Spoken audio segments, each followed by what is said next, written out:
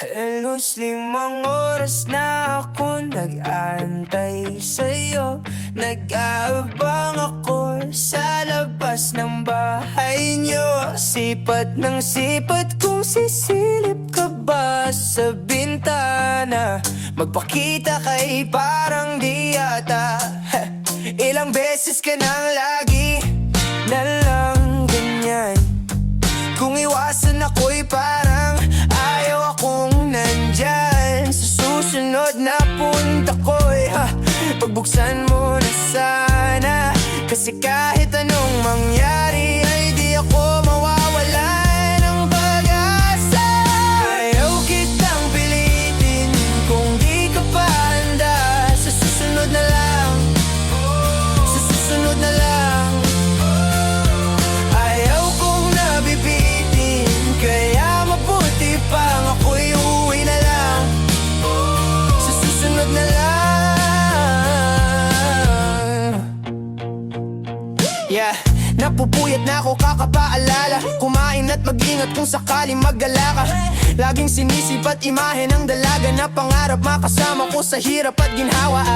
Tipikal na dahilan ng tagahanga mong hindi naghahanap ng iba kahit na nababatong. Naghihintay sa iyong sagot sa aking mga tinatanong, habang ang pamantayan mo ay pilit kong tinatalon. Kasi alam ko na hindi ka pa handa. May gusto kang makita pa sa'kin at madama. Kaya ito ako naghahanda, kung madapa, kung mabigo sa ngayon ayos lang. Kasi may bukas pa, di na uubos yun. Kaya kahit kumukunot ng noo ko ay sa alon natin ay sumusunod na lang. Susuyuin ka kahit hindi mo pa mapunuan yung ikaw sa salitang tayo ayos lang. Sa susunod na lang. Ayaw kitang pilitin kung di ka pa handa.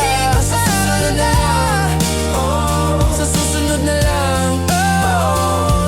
Ayaw kong nabibitin, kaya mabuti pang ako'y uuwi na lang.